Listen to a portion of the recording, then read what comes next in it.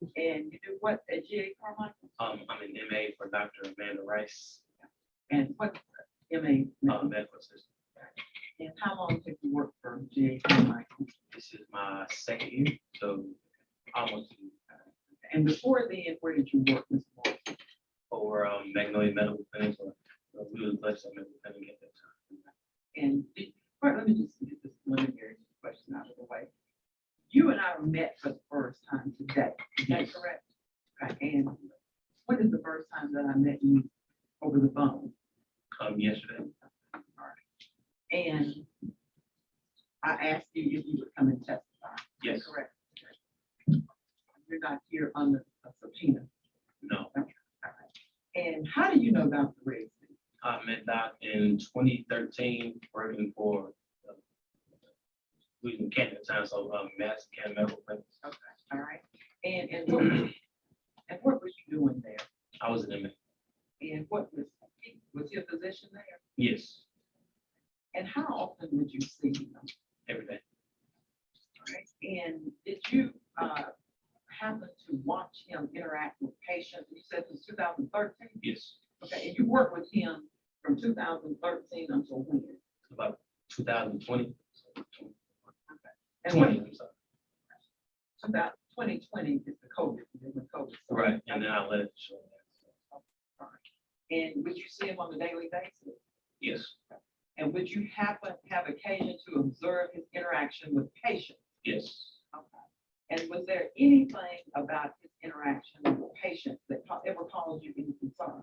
No, And did you know Dr. Rigsby on a personal basis?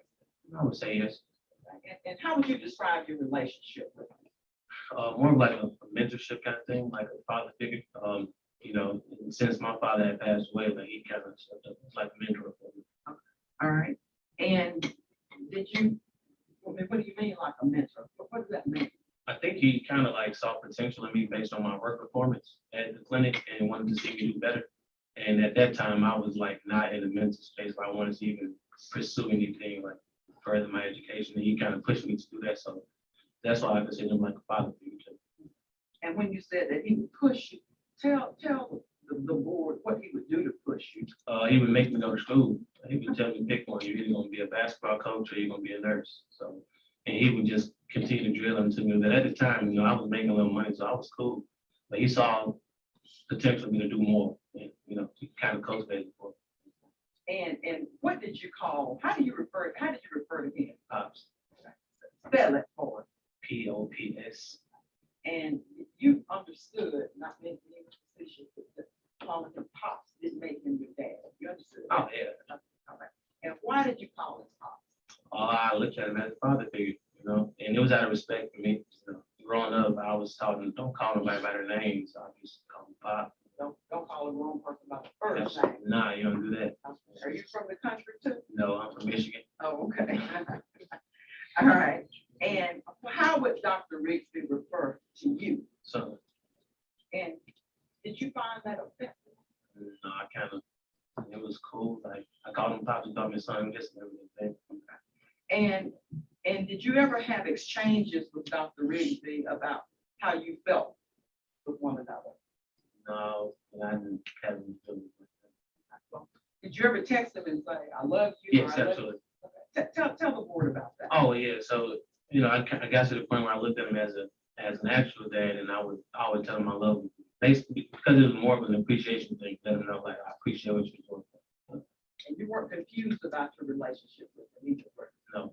I want to show you, and I think this would be for you.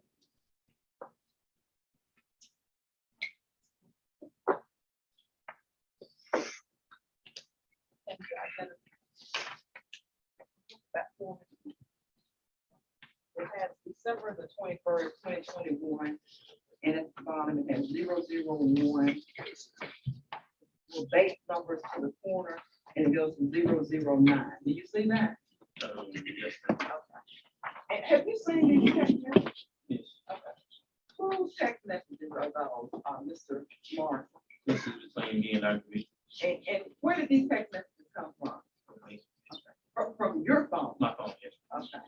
All right. And flip through all the pages to make sure that all of these are text exchanges with you and Dr. Riggs.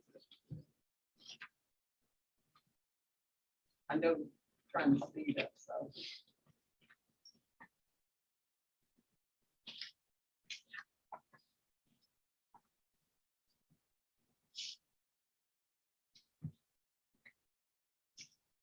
Yes. Okay, and this is just December 21st, 2021, on page 1.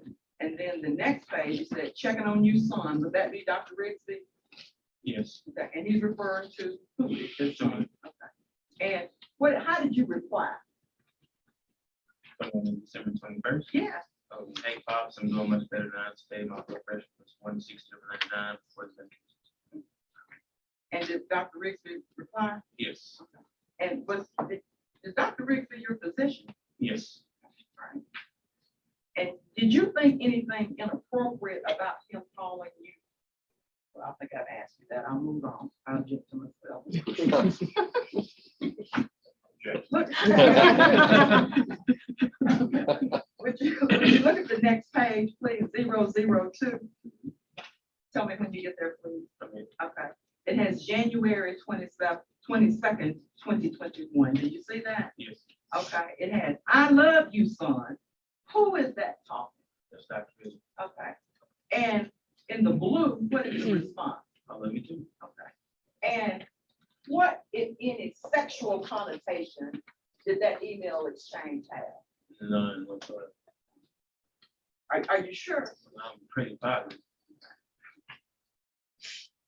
One last one. Let's go to 003. It has February 23rd, 2021. Do you see that? Yes. Okay. It has happy birthday, son, with the arms open. Hope you're having a good day. Did you see that? Yes. Okay. And who sent that message? Dr. Rigsby. And whose birthday was it? Mine. Okay. And would you agree that Dr. Rigsby is known for remembering everybody's birthday Yes. every year? Every year. And how did Dr. Rigsby reply? Excuse me, how did you reply? Thanks, Pops. Love you. Now, is there anything about your relationship, working relationship with Dr. Rigsby that has ever made you feel uncomfortable? No. Okay. And you all worked in a clinic from 2013 to 20 with, does Dr. Rigsby still work at that clinic? Yes. Okay, all right. The time that you were there, was there anything within your realm of knowledge about Dr. Rigsby's working relationship or with any patient that came in and out, whether, there was an issue, patient uncomfortable? Would you know that? I would know that, but no, I've never seen that.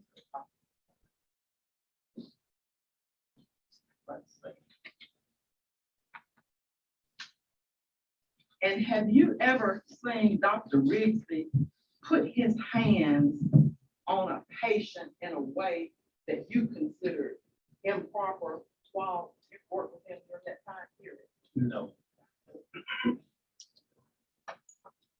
Maybe Don, just a second.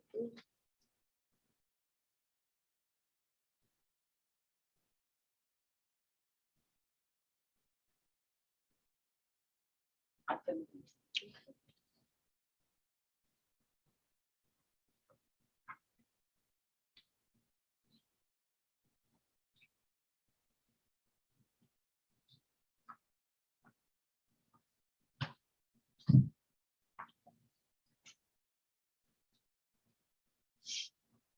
Good afternoon. My name is Paul Barnes, and I'm complaint counsel for the board. I have some questions for you.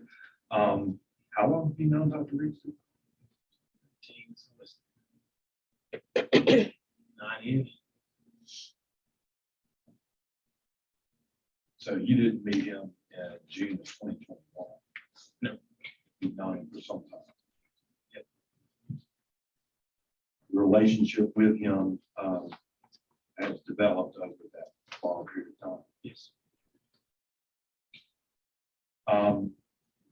Do you know that Dr. Rigsby's medical license was suspended in 1995 for sexual misconduct? No. So you don't know any details about that. No.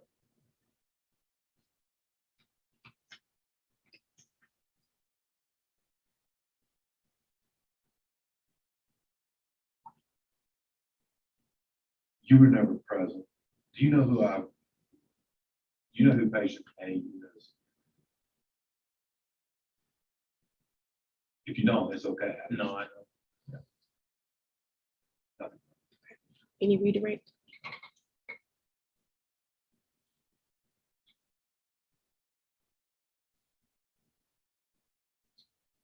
One last question.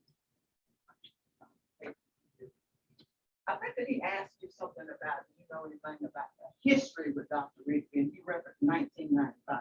You said, no, I don't know anything about that. Was that your testimony? Yes. Okay, how old were you in 1995? Okay. Okay. Any questions from the board members? One other question. How Okay, old are you now? 31. Thank you. I'm finished. thank you for the math. Any questions from the board members? Okay, you are dismissed. Right. Thank you. Counselor, is your next witness a lengthy witness? No. I was just asking for the sake of time that we needed to take a 5-minute break before we get in, because I don't anticipate any more breaks for a while. So I wanted to make sure. Okay, I can go forward. It's called Phyllis County. okay.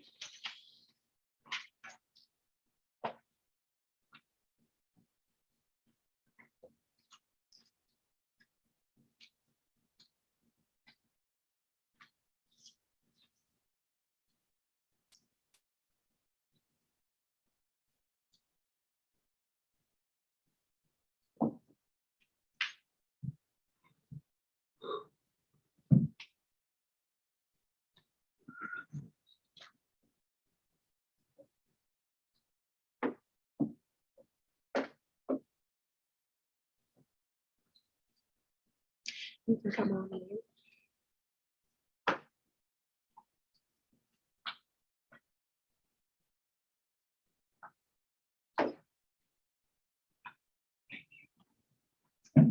And I'm gonna have the witness sworn in at this time. Raise your right hand for me. You can have a seat. You do solemnly swear or affirm the testimony you're about to give will be the truth, the whole truth, and nothing but the truth. Ms. Hammond, tell the board your full name and where you live. My name is Phyllis Trask. That's my maiden name, Hammond. I live in Brandon, Mississippi. Can you spell that middle name? Trass. And what is your occupation? I'm a clinical social worker. And we've admitted into evidence your curriculum vitae, and you provided that to us. Is that right? I did. Okay. And does that document accurately depict your education, training, and experience in the field of social work? It does. And this afternoon or this morning was the first time that you ever laid eyes on me. Is that correct? It was. And before today, we've spoken though, is that right? Yes. Now, and I asked you if you could testify, is that right? You did. Right. Now, where do you work, Ms. Hammond? I work at Magnolia Medical Clinic in Gladstone, Mississippi. And in the position of a social worker, a licensed social worker? Yes, and in the position of licensed clinical social worker. Okay, and I get my initials mixed up, but you all put L, is it L? C, Licensed. S, W behind your name? LCSW. Correct. And that would be the proper credential for you. Is that right? That's right. Okay. And at Magnolia, this is a medical clinic, is that right? Internal medicine, yes. And who are their physicians there, correct? Yes, their physician. And how long have you worked there? I came aboard in July of 2017. And when did you know Dr. Rigby, is that right? Yes, from the clinic, And when did you, from what clinic? from the Magnolia Medical Clinic. And when you say you know him from the clinic, what does that mean? I work with him. All right. And was he there in July of 2017? Yes, And how many other physicians are there? Dr. Goel, Harvey Goel. He's not there all the time, but he comes through. So the Dr. Rigsby, up until a couple weeks ago, is still employed at that particular clinic? Yes, And how closely do you work with, have you worked with Dr. Rigsby since July 2017? well, I see about 2/3, maybe not that many, sometimes 2/3 of the patients that he sees. That's not all the time, but when I'm there, that's how many I see. And when you say you see the same patient that he sees, is that correct? Yes, Well, who sees the patient first? If that- Dr. Rigsby, okay, and then they come to you. yes, they come to me, you know, if they come from triage, then they'll go to him. And when he finishes, then they'll buzz me, or I'll look on the computer and I'll go to their room. And since 2017, you've been working with Dr. Rigsby. Have any of those patients who have come from Dr. Rigsby to you complained to you about their interaction with Dr. Rigsby? No, no, no. And do patients generally complain to you If about they- anything? About some of the nurses sometimes. About some of the instructions they may receive, or, you know, just questions they should have asked the provider. And from 2017 through as you sit here today, you said that would be something that you would generally know, somebody complains. Oh, yeah, because they tell me, because they won't tell other people. And what, if any, comments do you recall patients generally saying about Dr. Rigsby after they see him and then they come to see you? Tell the board, if you said, especially, tell. Well, they, most of them want to see Dr. Rigsby, but they have to see a nurse practitioner sometimes. They've been assigned to them. And, but the only comments I've ever heard them say came from women my age or older. I hate to say that, but that's where they come from. Okay. They would just say, oh, he's cute, or something like that. I asked me if he's married, and I never answered. And that's the only comment that you recall coming from patients, usually old women saying he's cute. They 80s and 90s, yes, ma'am. Okay, all right. Now, are you familiar with a vulnerable adult? Yes. What is that? Well, the way we look at it in counseling and therapy, Check. This witness is not continuous. That's what she has to listen to this next one. She's expert social work testimony. I didn't know. Yes, I didn't ask her for an opinion. I asked her to define something. She doesn't know where I'm going. overruled. I can only define it from my perspective in social work. Okay. The way we define a vulnerable adult, we define it as a person who is 18 years of age. It has to be an adult, 18 years or older, or maybe an elderly person, a person who is affected mentally and physically to the point where they can't make, they don't have the capability to make a decision about their safety, or about danger, about harm, about being in harm's way. And do you see vulnerable adults in your day-to-day activities that? Occasionally, Occasionally? occasionally.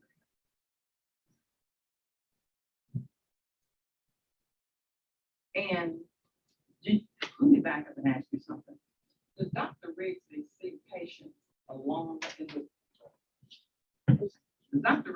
see patients alone in the rooms? Is he usually alone in there? Yes, Is there times when he's alone? yes. And you've had no patients who he's been alone with come back and say that he's done anything inappropriate. Is that right? No, I- Okay.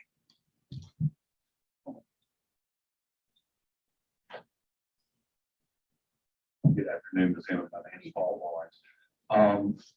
Do you have any knowledge whether Dr. Rigsby has ever gotten in professional trouble for sexual misconduct?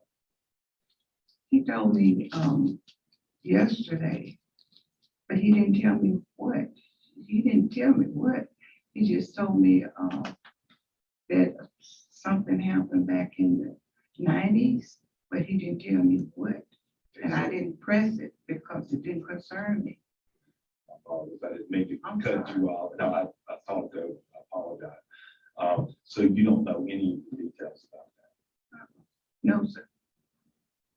All right. Any redirect? Any questions from the board members?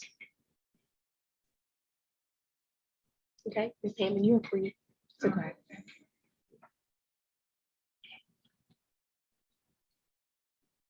I'm gonna ask at this time if we take a 10-minute break.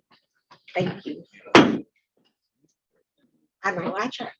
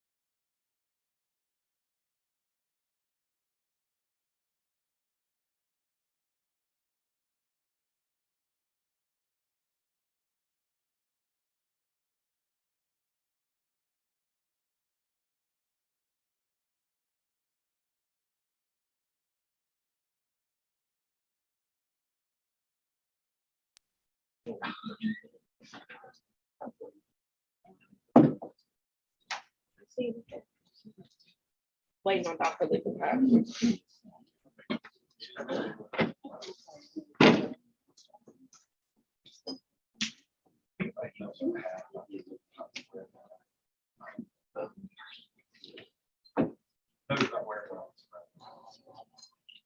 Am I gonna have to call him and get it?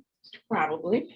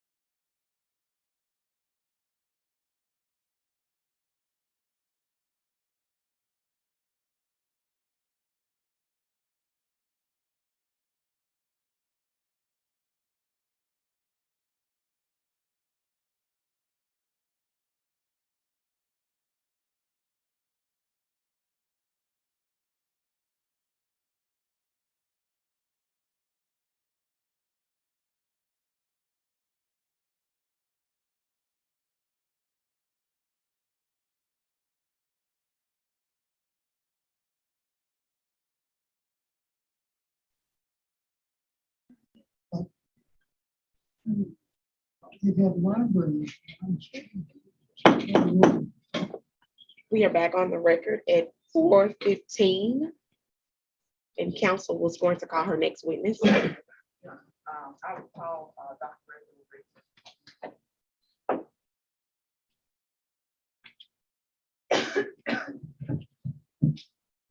And Dr. Riggs, for the record, you are still under oath.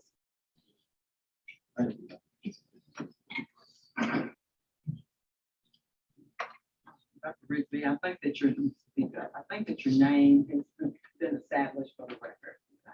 Clearly, Yes, it has, and you're a physician in family medicine, is that right? yes, inpatient hospitalist family medicine, Inpatient hospital and hospitalist and family medicine, correct. okay. And you have 2 employment places, locations, is that right? Yes, I do. So this record is clear up until last month. Where were you working? I was a inpatient hospitalist at Oshner Rush and Meridian, and family medicine, private practice, Madison County blood status. And before we get into what you were doing there, and I think that it's been in the record, but you testified to it, but I want to make sure that it's clear. You were disciplined in 1990 for allegations that were made in 1995. Is that correct? Correct. Okay. And from 1995 until this board, through an emergency or temporary order, suspended your license, have you ever had any such allegations that formed the basis of this complaint made against you? I have not. Now, you heard Dr. Hamilton testify extensively this afternoon about you. You heard him. Yes, Okay. And you heard him, do you agree with this opinion? I do not. Do you have any boundary violations? I don't have boundary violations when dealing with patients. I do not. So if he rendered any such opinion as it relates to you, is that false? Yes, And do you hug people? I do hug people. Do you hug patients? I do not hug patients. Okay. And since the mid 1990s, do you have a history? Have you hugged patients for the last 27 years? I have not. And if anybody has told that board that, what kind of, how would you characterize the testimony that they told the board? It's false. It's a lie because I don't hug patients anymore. I learned from 1995. And do you understand the significance and your obligation and duty to tell the truth? Okay? Absolutely. Now, your role as a hospitalist in Meridian, Yes. explain the role of a hospitalist. I'll explain the role of the inpatient hospitalist at my hospital. So we have an inpatient hospitalist program that consists of 8 doctors. 4 of us work on a daily shift, every day. Our roles are to admit patients directly from private practice doctors' offices like myself when I'm over here and the emergency room. And that's how we receive our patients on a rotating basis. We know the order, depending on who got the last one the day before, that person picks up the next day. It's like we go by teams of A, B, C, D. And that's how we pick up our patients. We treat, evaluate, do a whole lot of consulting for our specialty care. And for our program, once a patient is discharged from the hospital, we're no longer their doctor. We make very specific plans upon discharge. This is who you need to follow with. This is who your provider is. Do you have, and with such has been the case with patient, you know, what I'm trying to say. Yeah, patient. Have the medical, I don't know if we can go into executive session about this. We're going to discuss this now. Okay? Give a motion. Absolutely. Give a motion. Okay, second. All in favor, say aye. All right. Any opposed? Motion carries. We're in executive session. Give us just a second to kill the live.